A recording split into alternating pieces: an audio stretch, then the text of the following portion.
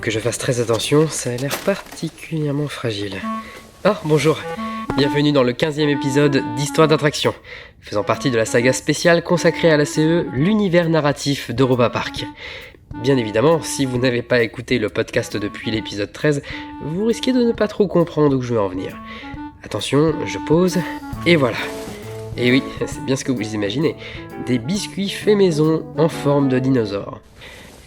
Pourquoi ai-je ramené un tel objet, me diriez-vous ? Eh bien, parce que dans ce chapitre, je vais vous parler de l'histoire racontée par l'attraction Madame Fraudenreich Curiosité. Une petite attraction dans le quartier français, collée à la gigantesque sphère d'Eurosat Cancan Coaster. Une attraction qui présente l'histoire plutôt insolite d'une membre de l'ACE qui nous a offert ses biscuits, Madame Fraudenreich. Une Alsacienne qui s'occupe de dinosaures dans son jardin. Bon, ça paraît totalement déjanté, mais pas moins intéressant, et cette histoire, il est temps pour moi de vous la raconter. Nous sommes en 1944.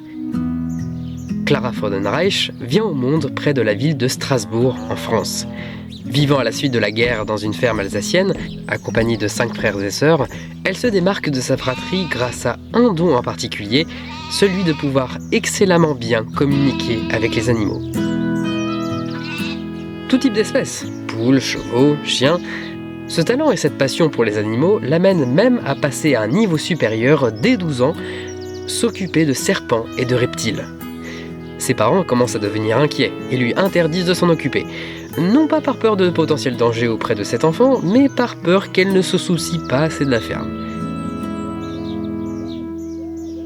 Mais les nouvelles espèces, rares, exotiques, c'est ce qui l'intéresse le plus au final.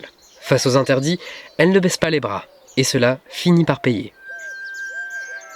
Alors qu'elle n'a que 14 ans, Clara commence à se faire connaître publiquement, lorsque, lors d'un voyage scolaire, celle-ci découvre une espèce de salamandre inédite en Europe.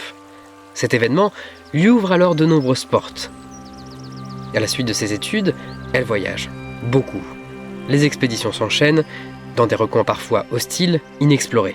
On reconnaît encore plus alors les compétences de Madame Fraudenreich, notamment pour trouver des zones habitées par des espèces rares et passionnantes. Au passage, elle se marie avec un propriétaire d'une boutique d'objets rares, un cabinet de curiosité. Et ce qui est encore plus épique, c'est que cette exploratrice de renom n'oublie jamais d'où elle vient, en portant des habits typiques alsaciens lors de ses excursions. Mais bon, ce qui la rendra particulièrement célèbre, c'est sa découverte la plus impressionnante, qui contredit l'impossible. En 2002, Clara, approchant les 60 ans, se rend au Venezuela, plus précisément au cœur d'un glacier vieux de plusieurs milliers d'années. À l'intérieur, elle y retrouve de véritables œufs de dinosaures, intacts, préservés par cette glace qui ne semble pas avoir bougé d'un poil après tous ces siècles d'histoire. Dans ce moment hors du temps, Madame Fraudenreich, accompagnée de ses collègues scientifiques, expose une idée, extraire ces œufs, les couver pour qu'ils puissent éclore, et concevoir alors l'inimaginable, donner naissance à des dinosaures au XXIe siècle. Enthousiastes à l'idée d'un tel projet, ses collègues tentent différentes techniques scientifiques. Mais malheureusement pour eux, aucun ne semble concluant.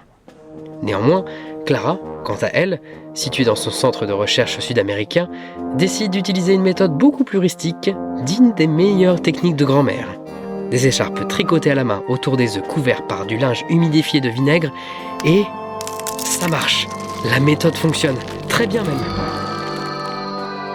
Madame Fraudenreich réussit à donner naissance à des dinosaures. Un véritable miracle de la nature, que Clara préfère garder discret au départ dans son centre de recherche.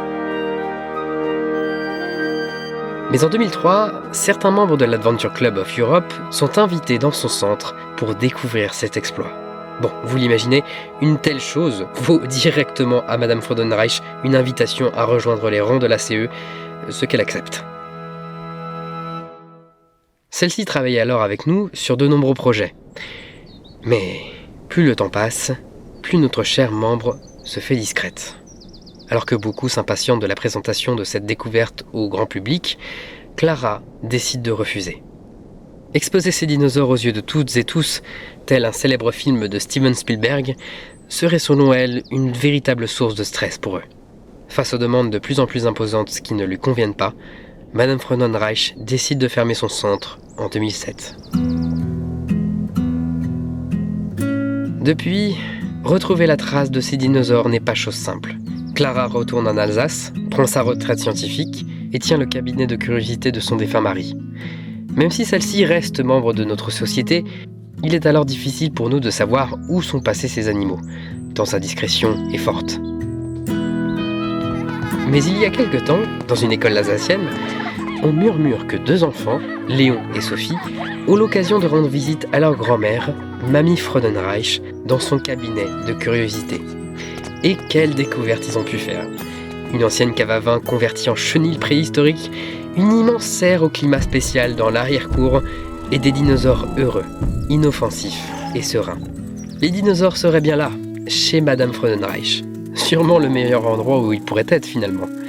Car s'il ne faut pas oublier quelque chose de cette histoire, c'est qu'au-delà de son amour pour la découverte et l'exploration, Clara Fraudenreich n'a jamais oublié l'origine de son aventure. Son amour pour les animaux. Depuis quelques années, Madame Fraudenreich semble ouvrir la porte de la fameuse serre de son arrière-cour à certaines personnes. Si vous vous rendez dans le quartier français d'Europa Park, il y a de fortes chances à ce que vous puissiez, vous aussi, y mettre les pieds. En plus, une petite fête semble s'y préparer. Et c'est ainsi que s'achève la tendre et passionnante histoire de Madame Fraudenreich ainsi que de ses chers dinosaures. J'espère que ça vous a plu. N'hésitez pas à vous abonner sur la plateforme de votre choix pour ne pas rater les prochains épisodes de cette saga. Sur ce, c'était Benjamin, et je vous dis à la prochaine pour un nouveau chapitre de la saga ACE, raconté sur le podcast Histoire d'attraction. Salut!